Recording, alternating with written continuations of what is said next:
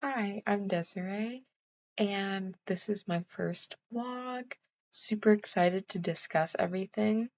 And so, what I'll first do is go over the rhetorical acts, chapter 11 specifically, since that was the chapter that we focused on this week, and then tie that into the reading pop culture and the chapter that we read for that. And so I just kind of want to go over some of the things that stood out to me when we're reading chapter 11, which is the understanding evaluation. And so some of the concepts that really stood out was the effects, aesthetics, truth, and ethics. And out of that, I think what really stood out again was rhetoric is problem solving. And that kind of had me like, whoa. And what the book meant by that was that a good critic has to acknowledge conflicting evidence. And this is something that's super important because when we're talking about rhetoric, we don't usually talk about the critiquing aspect of things, I feel. I feel a lot of the times it's kind of the overall appearance of the way that we gloss over of how something is effective and good and persuading someone in a way where we're trying to push out all of the good things of something. But I feel that we rarely talk about the way that we critique things or critique other things surrounding what we're trying to put on a pedestal. And for some reason, the first thing that comes to mind is like a makeup product. When we're talking about a makeup product and we're using rhetoric to push out this type of media for advertising, let's say like a mascara, right? And instead of crit or instead of persuading people that this is the best mascara and you have to have it, critiquing other things around in other companies will make this mascara seem like the best without really influencing that it is the best, but putting other things down makes it seem better. And I feel like that kind of like ties into the acknowledging conflict, right? And so the textbook kind of went into campaigns and how they include competition from other persuaders and how we can draw in the audience to feel some type of way. And this essentially is connecting to the idea of evaluation rhetoric and with media and influencing and persuasion. And rhetorical critique often evaluates messages using standards such as effects, aesthetics, truth, and ethics, kind of what I've talked about before. So, like, while recognizing that rhetoric exists in a competitive environment where there's many messages and such, we're also trying to persuade the audience at the same time. And so, how I'm going to tie that back into the pop culture is when we're talking about the iPod and music and how it's changed the way that we listen to music. Authors examine the way that media shapes behavior because attention and social interaction allows critics to evaluate whether those effects are beneficial or harmful. So, what I kind of took away from the chapter 3 reading was how it talked about music as one of the key focuses, right? And modern technology. And so, especially like the devices like the iPod, which I think is so hilarious because this chapter is talking about technology and how technology has changed the way that we listen to music, television, the way that we listen, the way that we persuade different things. And we're talking about all of this and we're using the iPod as an example, yet it is something that's completely outdated.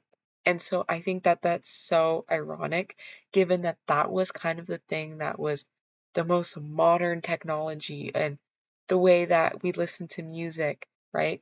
And now we have Spotify. That is completely outdated.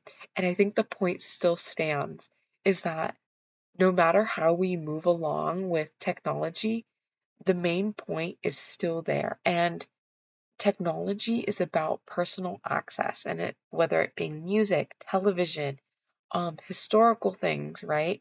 And I think the main idea of chapter 3 is it's reinforcing the way that people express identity and social class. And we do that through music and we do that through media.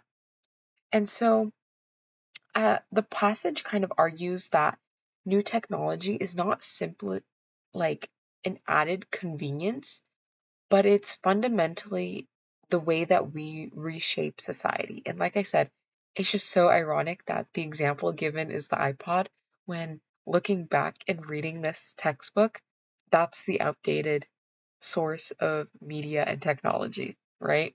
We now use Spotify, iTunes, whatever, right? Apple Music.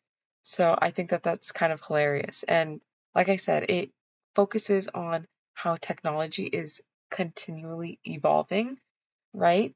And so while it's often benefiting some people, it's also disadvantaging others, right? And it kind of ties into um, in the past where we would use records or CDs, and we have people who collect a whole bunch of CDs and records, and then now we're moving on to the new thing. And so now those people are at a disadvantage, and now people are buying Spotify and subscriptions and such. And so even though it's benefiting some people, it's not benefiting everybody.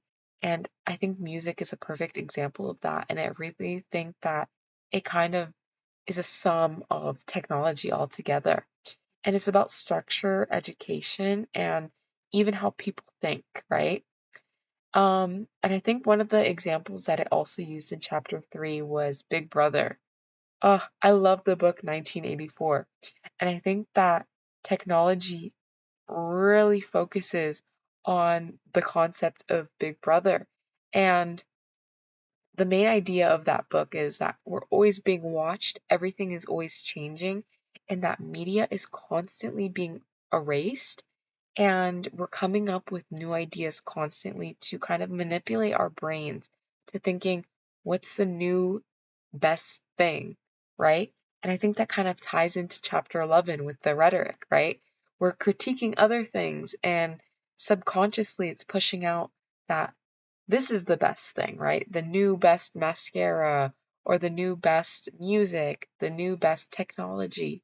And so all of this really ties in together, and I think it's really mind-boggling. And so I think we're supposed to read chapter 7 as well for the pop culture. I'm not too sure because I was also looking ahead at the modules and we're supposed to read chapter 7 also, but I'm going to talk a little bit into it because I did read a little bit about it, and it talked about immersive media and how we could get lost and found within media. And it talked about Knox, which it kind of raises a similar concern. And Knox argues that novels are not merely entertainment, but they also affect readers' emotions, morals, etc. And I feel that the relationship between that and chapter 3 is that both like things are suggesting that media has the power to reshape the human mind. And I feel like when we're talking about chapter 11 with the rhetorical acts, or chapter 3, or even chapter 7 in the pop culture, it all really ties in together of how we're being influenced and really acknowledging how rhetoric has power over us. And I feel that that's really the main concept here. And so for my first vlog, I'm going to end it here. But I think that it's a super powerful message. And I'm super excited to continue reading and seeing how everything plays out. And I feel subconsciously, even in billboards and music, I'm going to start paying attention to the way rhetoric plays a role in what we're doing and our actions and what we're listening to and such. And so that is all I have for today, and I'm super excited to continue forward. Thank you.